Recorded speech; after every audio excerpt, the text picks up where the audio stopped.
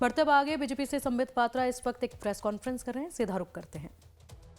इसमें कौन सा हिंदू का केस है, कौन से मुसलमान के केस है, इसके तरजीह पर सुप्रीम कोर्ट कभी भेदभाव नहीं करती है।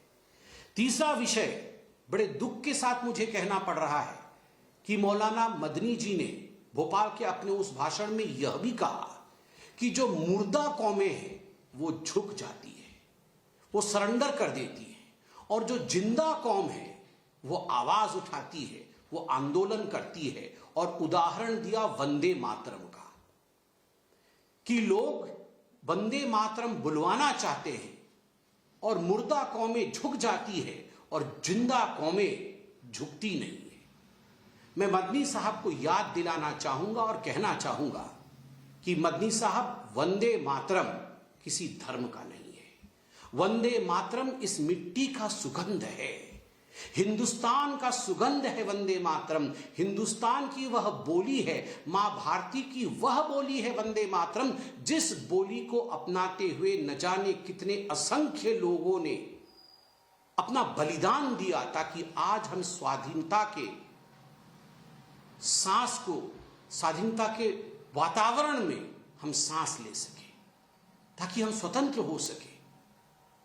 और यह जो साल चल रहा है, यह वंदे मातरम का 150वां वर्षगांठ साल चल रहा है। अर्थात वंदे मातरम को बंकिम चंद्र चट्टोपाध्याय जी द्वारा लिखे हुए 150 वर्ष 1875 में लिखा गया था, उसे लयबद्ध 1876 में रविंद्रनाथ टैगोर जी ने किया था। 1950 में उसे नेशनल सॉन्ग के रूप में स्वीकार किया गया था। और आज जब हम वंदे मातरम को प्रतिष्ठित कर रहे हैं, उसका महिमा मंडन कर रहे हैं, आज हम जब उसे पूरे देश में गा रहे हैं, तो इसमें जिंदा कौम और मुर्दा कौम ला करके वंदे मातरम के खिलाफ भड़काना, यह मदनी साहब और उनके साथियों का विभाजनकारी नीतियों को ही दर्शाता है। मुझे तो बड़ा आश्चर्य लगा है कि मदनी साहब ने आज यह भी कहा है कि मुसलमानों के लिए जिहाद बहुत पवित्र है, और जब भी उनको लगता है कहीं जुल्म हो रहा है तो वो जिहाद करना चाहिए।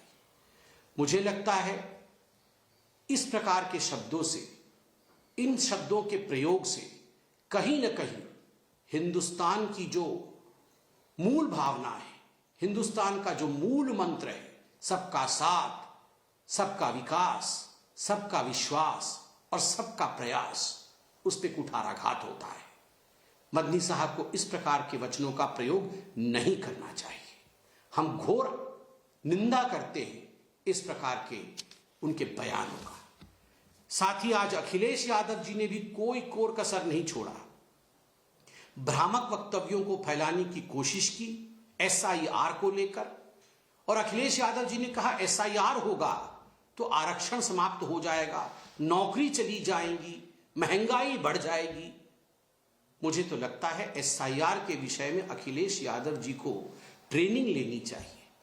एसआईआर क्या है, एसआईआर किस प्रकार होता है, और एसआईआर क्यों होता है, स्पेशल रिवीजन क्या होता है, समरी रिवीजन क्या होती है, इन सब विषय में पहले अखिलेश यादव जी को राजनीति से पहले उस पर शिक्षा प्राप्त करनी चाहिए।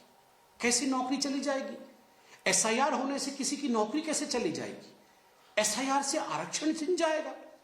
किस विषय को किस विषय से जोड़ रहे हैं? मुझे तो आश्चर्य लगता है इस बात से, और मुझे इसमें तनिक भी संदेह नहीं है, कोई संकोच नहीं है कहने में कि चाहे वो अखिलेश यादव जी हो, चाहे वो राहुल गांधी हो, चाहे वो ममता बनर्जी हो, ये सारे लोग चुनाव लड़ने से पहले ही हार मान जाते हैं। बिहार में आपने देखा किस प्रकार तेजस्वी जी और किस प्रकार राहुल गांधी जी सुबह से शाम तक एसआईआर एसआईआर एसआईआर करते रहे, और उसका नतीजा क्या रहा आप सबने देखा है। आज भी मैं अखबार में पढ़ रहा था कि आरजेडी का जो समन्वय बैठक हुआ, जो चिंतन शिविर हुई आरजेडी की, उसमें बताया गया कि ये एसआईआर हमने बहुत कर लिया, इसका कोई लाभ नहीं हुआ, उल्टे इससे हानि हुआ है। वही गलती अब अखिलेश यादव उत्तर प्रदेश में कर रहे हैं। ये और कुछ नहीं, एक एंटिसिपेटरी बेल है।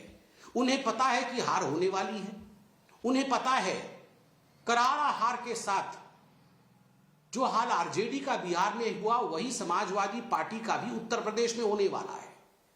तो इसी कारण से अखिलेश यादव इस प्रकार के भ्रामक बयानों को फैलाने की कोशिश कर रहे हैं और एसआईआर के विरोध में बोल रहे हैं, जबकि 2 दिन पहले ही सुप्रीम कोर्ट ने कपिल सिब्बल जी जो सुनवाई कर रहे थे मनोज झा जी के पिटीशन के ऊपर, सुप्रीम कोर्ट ने बहुत विस्तार से एसआईआर के ऊपर अपना वक्तव्य रखा है। सुप्रीम कोर्ट ने स्पष्टता के साथ कहा है कि बिहार में आप लोगों के मन में बहुत सी अनुशंसा थी, आप लोगों के मन में बहुत सारी शंकाएं थी कि न जाने एसआईआर से क्या हो जाएगा, बहुत सारे जेन्युइन लोगों के वोट कट जाएंगे, मगर ऐसा कुछ नहीं हुआ। सुप्रीम कोर्ट ने कहा, सुप्रीम कोर्ट ने कहा वोट कटने के पश्चात एक भी व्यक्ति ने बिहार में कंप्लेंट नहीं किया। और सुप्रीम कोर्ट ने यह भी किया कि अगर हमें लगेगा कुछ गलत हो रहा है, कुछ प्रावधान में कमी है, तो सुप्रीम कोर्ट उसमें दखल देगी, मगर एसआईआर करना यह इलेक्शन कमीशन का अधिकार क्षेत्र है और एसआईआर इलेक्शन कमीशन करा सकती है और इसमें कोई गड़बड़ी अभी तक हमें नजर नहीं आ रही है। इतना कुछ कहने के पश्चात भी अखिलेश यादव एसआईआर के पीछे चुप रहे हैं। इतना कुछ होने के बाद भी, सुप्रीम कोर्ट में ट्रिपल तलाक इत्यादि पर सुनवाई होने के बाद भी मदनी साहब कोर्ट के खिलाफ आग उगल रहे हैं। ये केवल और केवल इसलिए है कि आज का हिंदुस्तान बदलता हुआ हिंदुस्तान है। आज का हिंदुस्तान गरीबों के लिए, युवाओं के लिए, महिलाओं के लिए और खास करके अन्नदाताओं के लिए 24 घंटे काम करने वाला हिंदुस्तान है। आज का हिंदुस्तान मोदी गारंटी के साथ आगे बढ़ने वाला हिंदुस्तान है। और मैं उदाहरण देना चाहूंगा, अभी थोड़ी देर पहले जो भारत का Q2 सेकेंड क्वार्टर का जीडीपी ग्रोथ के आंकड़े रिलीज हुए हैं, उसमें आप देखिए जो अनुमान लगाया गया था इंटरनेशनल एजेंसीज इत्यादि द्वारा, बहुत बड़े बड़े बुद्धिजीवी उसमें अनुमान लगा रहे थे कि 6.5 से 7.2% या ज्यादा से ज्यादा 7% तक का एक जीडीपी ग्रोथ रहेगा। यह प्रोजेक्शन था इंटरनेशनल एजेंसीज का। मगर ये सब तोड़ते हुए, इन सब प्रोजेक्शंस को दरकिनार करते हुए record breaking 8.2% GDP growth rate Q2 का भारतवर्ष में आया है। तो स्वाभाविक रूप से ये मोदी गारंटी केवल एक चुनावी नारा नहीं है, यह मोदी गारंटी वास्तविक रूप में जमीन पर काम कर रही है। जो चारों पहिए हैं, चाहे वो कृषि का पहिया हो अर्थव्यवस्था का, चाहे वो सर्विस सेक्टर का पहिया हो अर्थव्यवस्था का, चाहे वो उद्योग या इंडस्ट्री का पहिया हो अर्थव्यवस्था की, या डिजिटल पहिया हो अर्थव्यवस्था का, ये चारों पहिए एक सिंक्रनी के साथ आगे बढ़ रहे हैं। इंफ्रास्ट्रक्चर 9.1% से आगे बढ़ रहा है। तो आप सुन रहे थे बीजेपी से संबित पात्रा को, जो कि मौलाना महमूद मदनी के उस बयान पर जिस पर उन्होंने सुप्रीम कोर्ट पर सवाल उठाए हैं, उस पर तंज कसते हुए नजर आए।